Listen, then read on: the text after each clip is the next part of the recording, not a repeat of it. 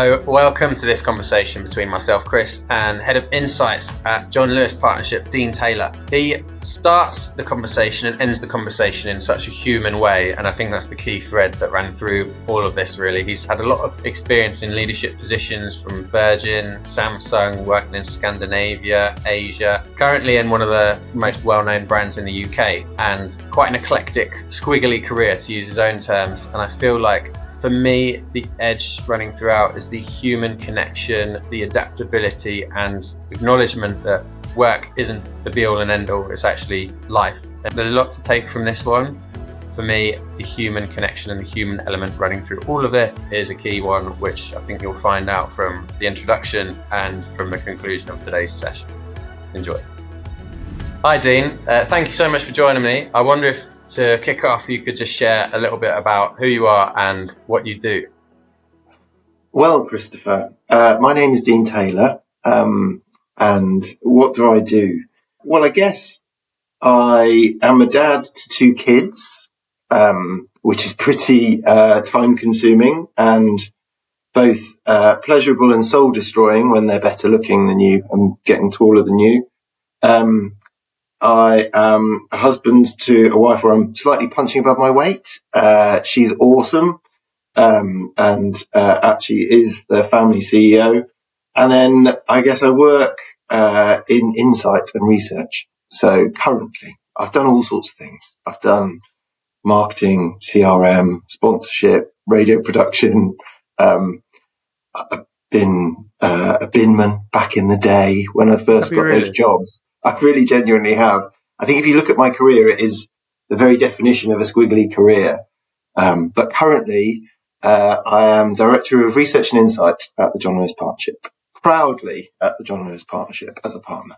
So given your squiggly career, Dean, and your role within the family as not quite CEO, if we'll focus it a bit more on the work side, because that squiggly career sounds like it's taken you everywhere from bin man through to head of insights at John Lewis Partnership. So in terms of the mental health and performance side, you must have seen quite a lot, and you've also managed teams through challenging periods as well, I know. So as we sit here today, when you look back on everything and all the insights you've gathered over your career, what's your read and take on mental health and performance and how they're linked?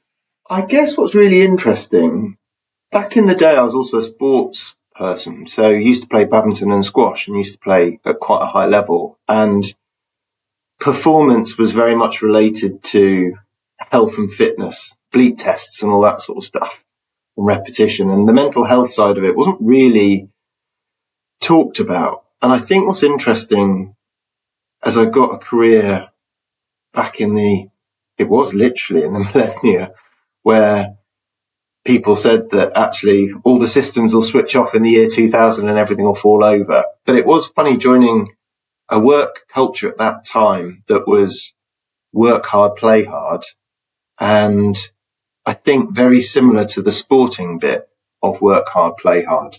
What I think has been quite interesting seeing how things have evolved is how much sport has evolved. So it's not just about fitness. If you think about Arsenal and how Arsene Wenger started to think about the food that people eat, or if you think about some of the coaching that the England rugby team had, the World Cup winning rugby team, where it was actually all about how you create mental health and resilience and almost face into some of the challenges where you're not quite mentally ready for things. I think work's become a bit more like that. I think definitely you can have conversations that you just wouldn't have had 15 years ago as a manager with people. And I think people are starting to open up and admit things that they wouldn't have done 10 to 15 years ago. And I think what's interesting, there's a generational piece to this where certainly people from, I guess, with careers that go further back, sometimes stick to that mentality of work hard, play hard, and not necessarily facing up to failure or admitting kind of when you need help. Younger people have been a bit easier at kind of adopting that and saying it. And particularly if you're managing teams, understanding how you can navigate that has become an interesting piece. But I certainly think if I look at the switch as well within the time that I've been managing people and teams, the fact that now you've got 24/7 with people being able to contact you on your phone, and the fact that you can track when people log on and where they are. There are all sorts of things that have become more stressful for people. And I think it's good that actually being able to talk about how people feel and some of the risks of burnout are more of a leadership lexicon than they've ever been before. So from what you're seeing, it sounds like, which is aligned to, I think, what a lot of people I've spoken to, is there's bigger challenges and perhaps more challenges around stress and burnout and the volume of comms, for example, coming at us left, right, and centre. But then there's also in generations just joining the workforce and a bit more recently than the old work hard, play hard generations, that there's perhaps a little bit more openness to talking about it and having open conversations. So I know that you've previously worked with Richard Branson, and he'd probably fall into the category of the work hard, play hard kind of era, wouldn't he? Now that you're I think it was an interesting one. I'd say probably work hard, party hard, definitely. But he was very good at, and it's quite, if you read his book, he's quite big into this.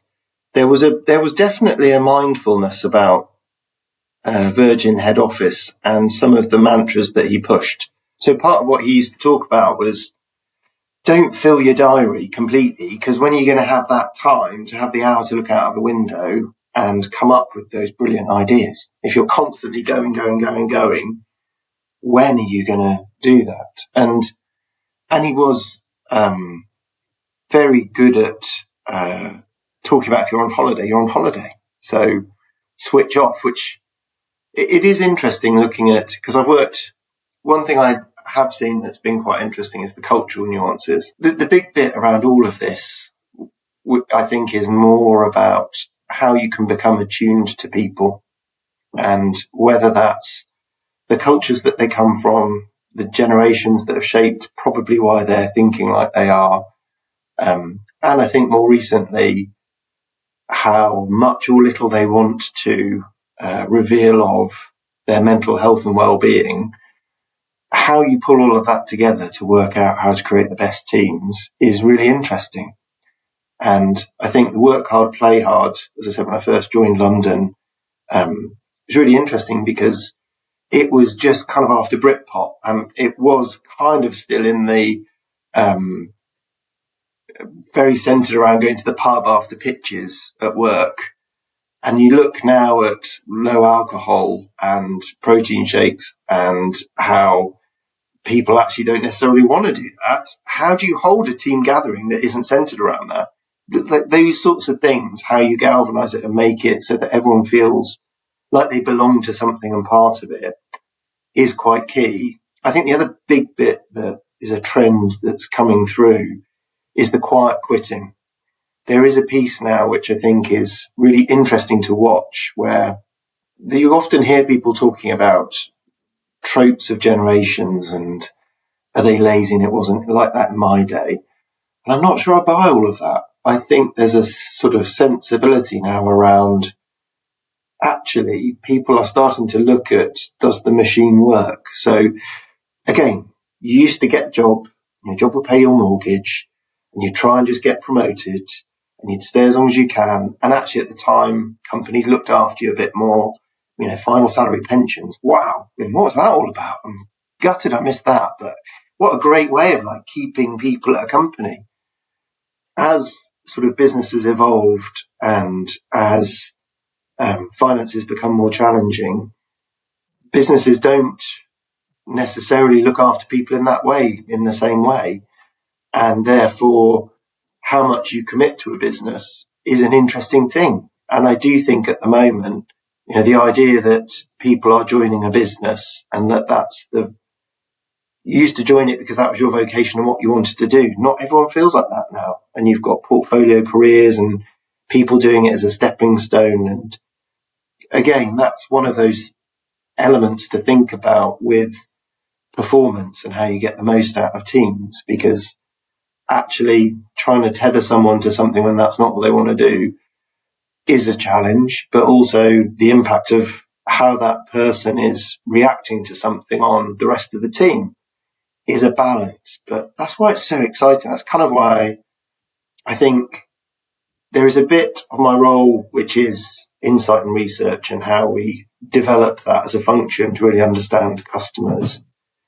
I think the same thing is true as a leader, which is how do you look at your team and your people and understand where people are and how the dynamics work, to almost Jeff Bezos always talks about Amazon and how Amazon will know kind of what you want before you want it, and our role is to create the best party ever for customers.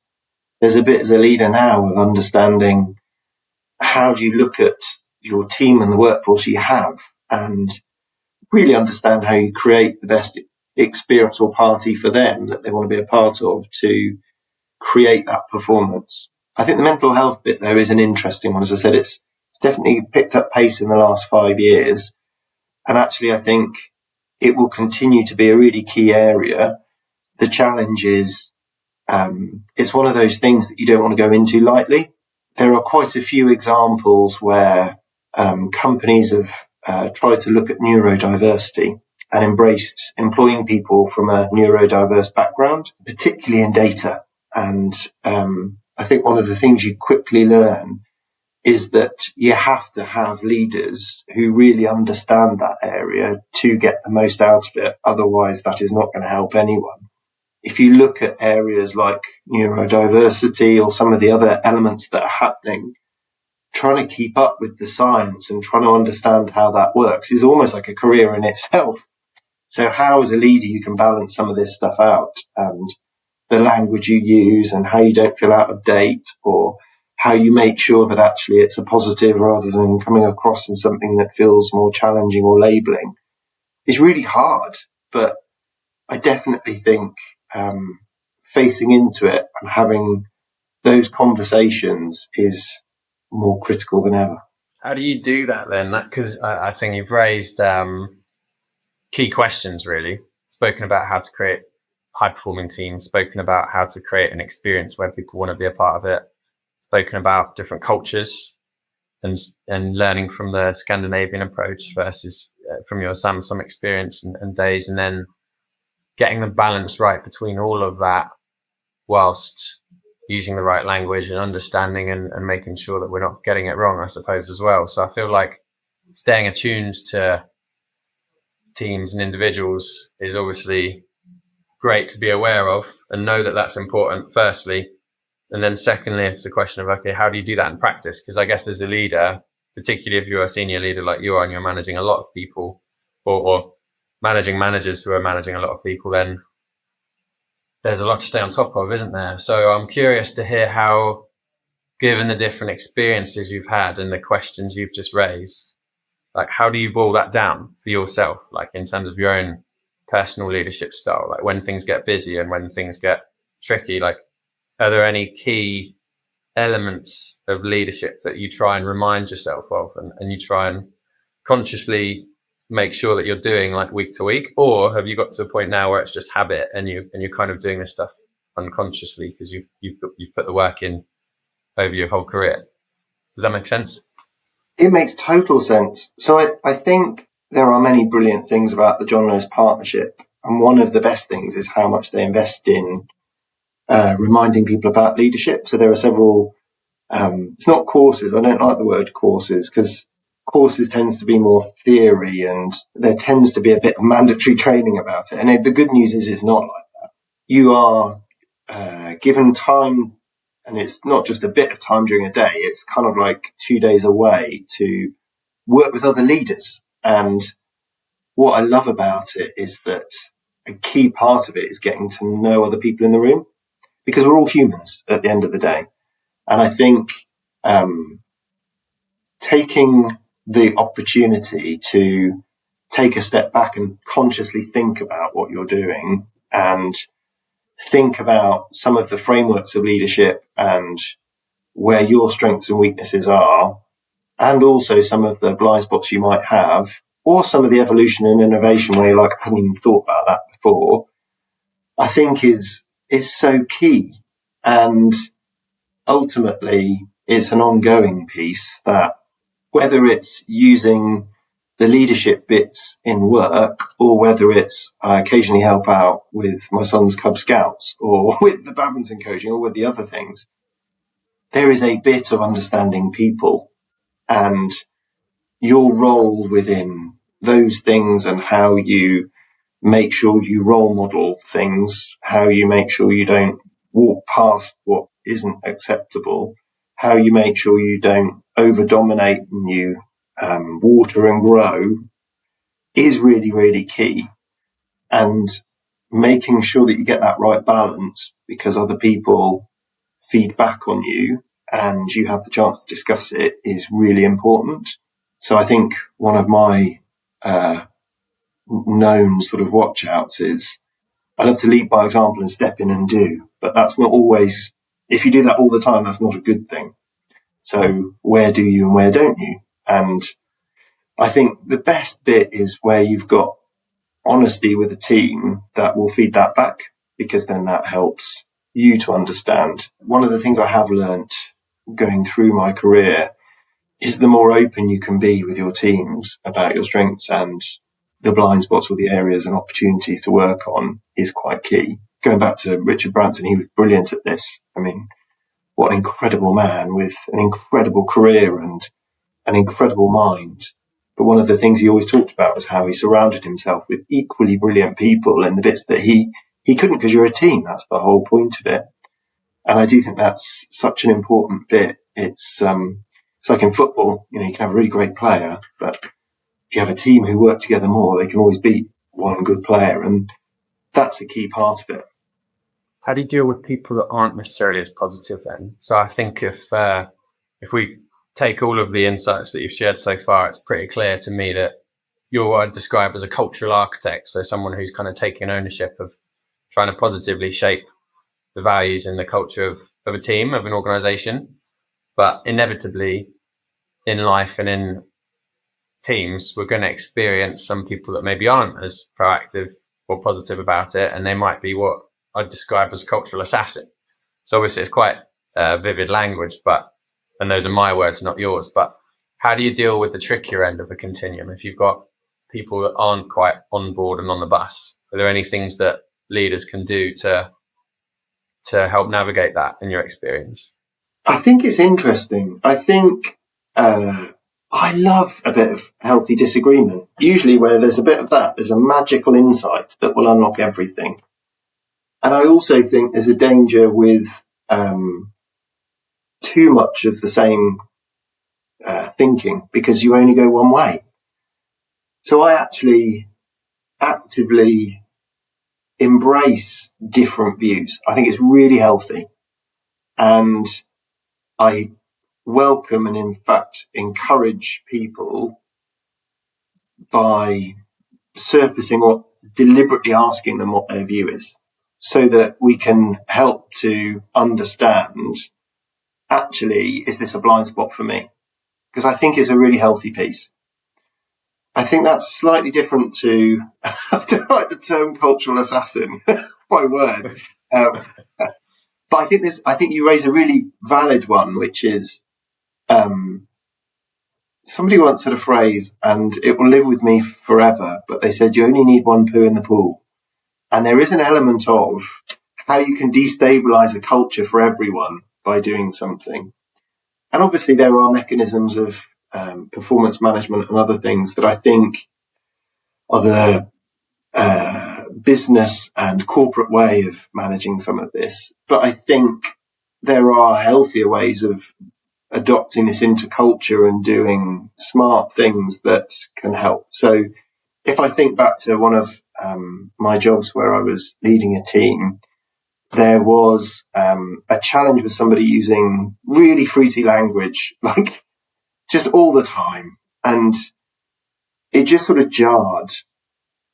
And actually you can try and have the conversation, but some people, and you can do it one-to-one, but it doesn't mean they necessarily change. So I invented a swear jar for the team, which sat on the desk, and it was for everyone.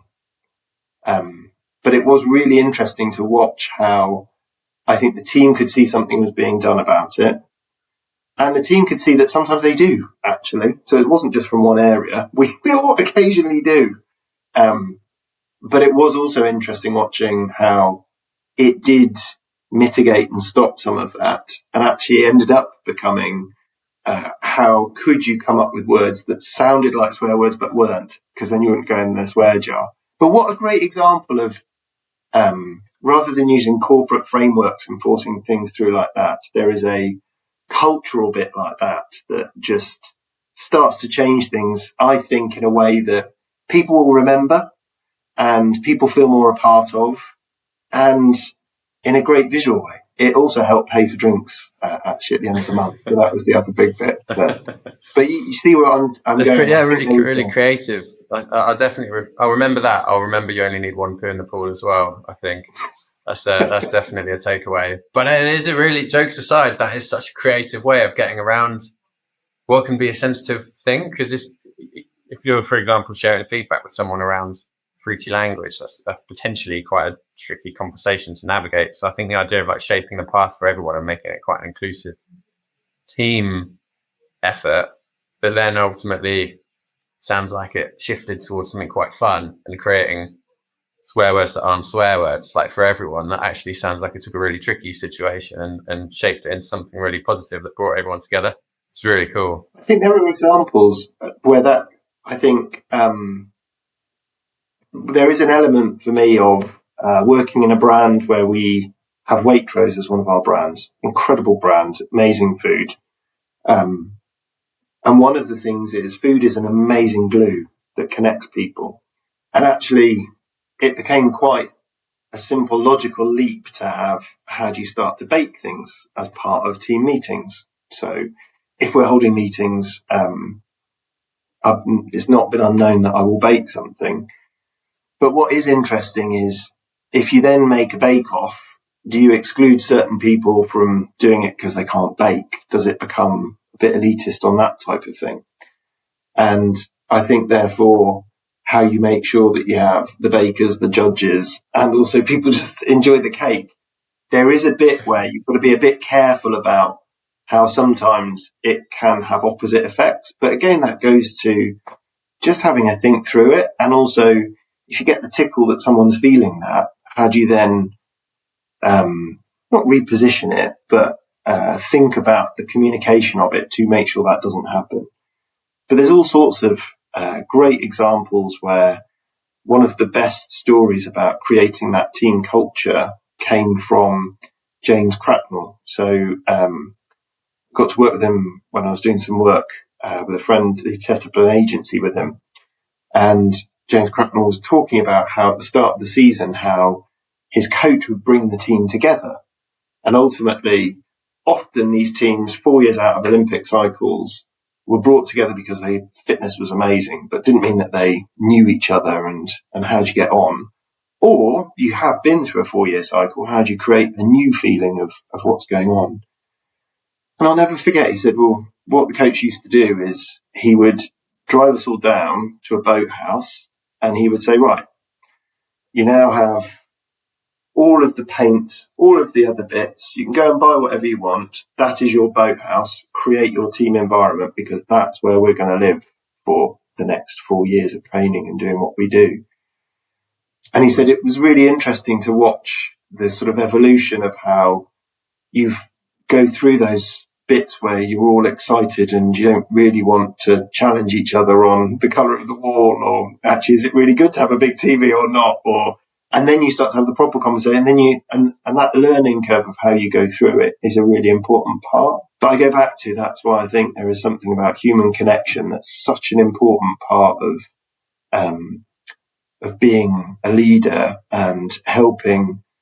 I don't like the idea of managing teams, but I think certainly curating and helping teams flourish is a key part of it. I mean, I think because I wanted to ask you, Dean, what's the role of senior leaders in regards to mental health and performance, and what are some of the trends that leaders might want to be aware of? I think there might be two slightly different things, but you've started to answer that one already around senior leadership, because I think that moving from, if we say survive is where burnout, stress are high, quiet quitting, like you mentioned before, is high because people don't ultimately want to stay because the culture is not somewhere that they actually look forward to joining the rest of the team on a Monday. And then thrive is where everyone's performing well in a sustainable way because it's built on a foundation of good mental health. I feel like leaders, most people would acknowledge they do have a important role to play, especially senior leaders, because of that knock-on effect through the organization. But would there be anything that you'd add to that in terms of the human connection, in terms of if a senior leader is the poo in the pool, for example, to use the language from before, like what role do you see senior leaders as having as shifting teams and organizations from survive to thrive, or if they're already at thrive, in keeping them there?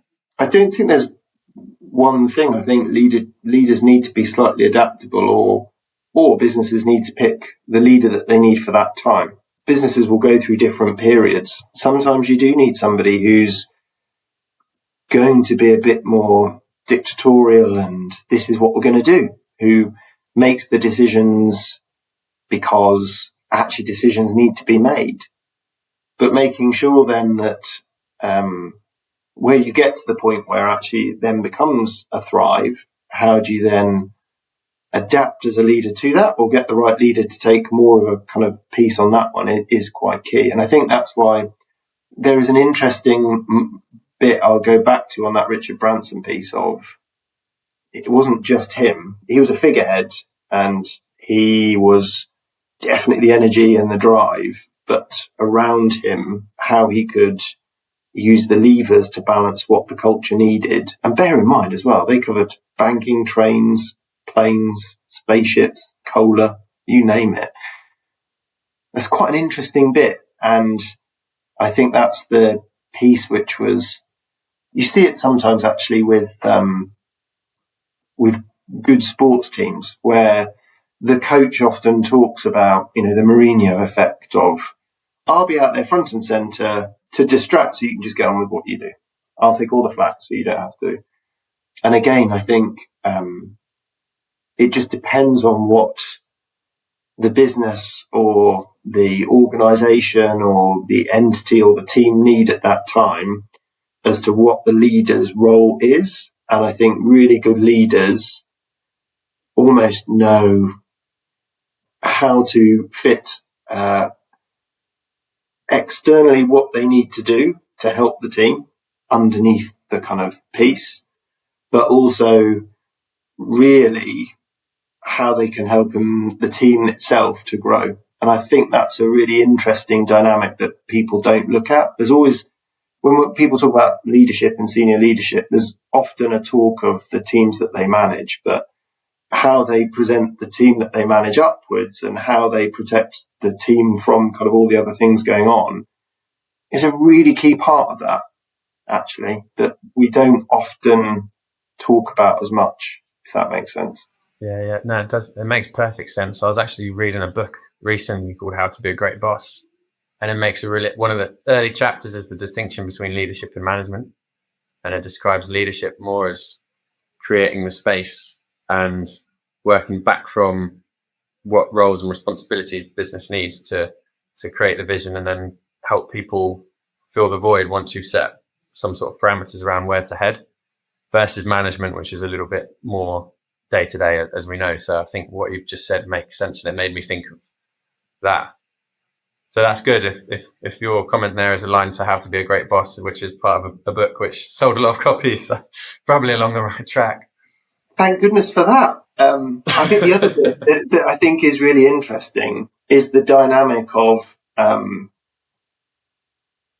guess, sports teams or music and live events. What I love is the coach or the producer will often have somebody who is a number two on the pitch, a leader on the pitch. How you grow and you have the succession planning of the next style of leader to come through and pick up the baton is really interesting. And as I said, the balance of what you need and how you drive that, and the succession of what the next step is. And also, I think how leaders can think about their next step and how it all goes up is really, really interesting. And ultimately has been one of the interesting challenges, I think, because as business becomes tougher and churn becomes higher, how do you make sure that you get that longevity? How do you make sure that you don't end up with just leaders having 2.5 year stints at lots of different companies? That's why the really good companies tend to have people who have been there a bit longer and have thought through this and shaped it in a more informed or deliberate, conscious way, which is an interesting part of it. I feel like we could talk forever. I've got one last question for now, though, Dean, which is if there's a particular resource, whether it's a book or even it could be a story or sporting example or example from the world of music, like something that you've really remembered and that you'd like to share to help other people boost their mental health and performance. If you had to pick one, what would it be? I think the bit that stayed with me that was a really good exercise that anyone can do is to take a flip chart. And I'm a massive believer in pen and paper. Like, as you know, I'm always near post-it notes. These are like planning and strategy bullets. They are kind of the currency that I have. But I think, and there's a whiteboard behind me, I think there is something that is really important to do where you don't talk through things, because ultimately there's the risk of the blarney and you kind of convince yourself, but draw a line of when were you at your happiest, when were you at your saddest, and draw a line of the peaks and troughs throughout your life of what you've done and what you've seen, and try and think about it personal and business. But one of the things it starts to make you realize is the good things and why they were good, and the bad things and what you learned from it.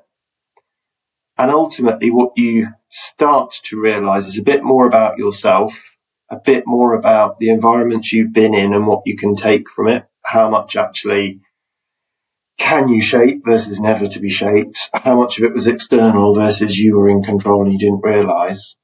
And at the end of it, just write yourself, so what would I do next? And every now and again, so I'd say every 2 years, I probably do it.